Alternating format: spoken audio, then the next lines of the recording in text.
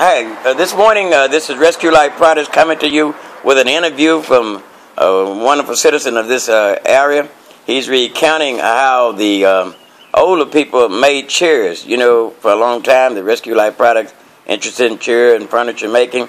And this gentleman will tell you his name and go into his story about what he knows about chair making in this area. Go ahead. What's your name? My name is Charles Flatt.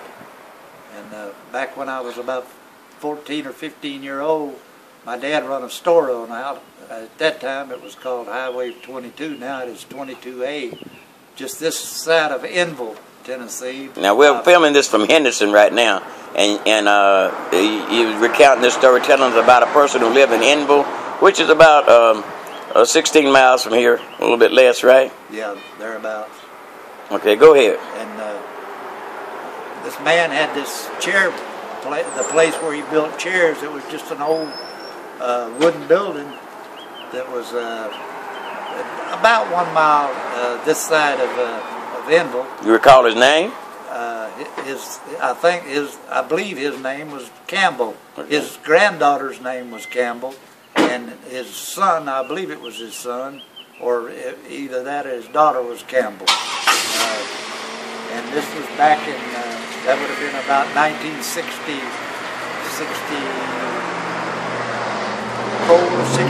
64, somewhere in that area.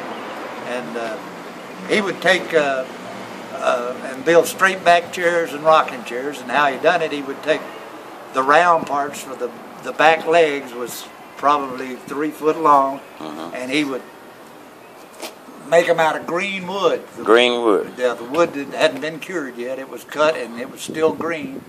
And he never used any nails or any glue to build these chairs. And he would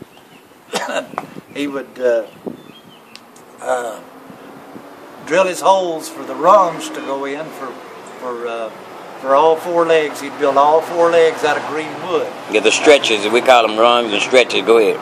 The rounds that went into the rungs that went into the uprights, he would take and turn them on a lathe and cut a groove in them.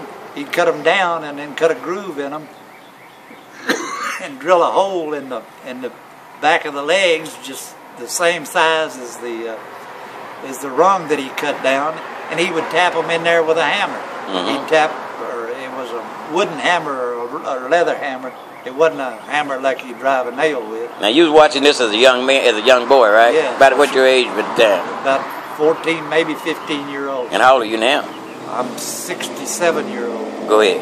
And he would tap them in there, and he'd do all 4 legs like this, and then he'd hang that chair up. He'd put the flats in the back of the chair if he put flats in it, or he would put 2 rungs in it to run the lacing around.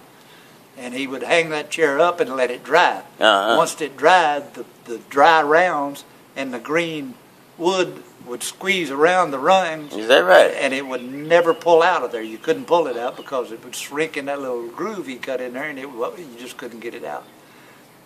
And that's the way he built it. But then to put the lacing in the seats and in the back, there was a creek that he put planks in. Not oak, but hickory planks. He would cut them about 6 foot long, and he would keep them in this creek. It was a running water creek. It run all the time. He would put a plank in there, and when it was in there about 2 or 3 weeks, he'd go get one, and he'd bring it up, and he had a machine there that he could strip it down to where it would be about a 1/16, maybe a little bit thicker strip that he would cut off the plank. And he'd keep doing this till he cut the plank down to nothing. It would just be a little bitty strip, and then he'd use that to lace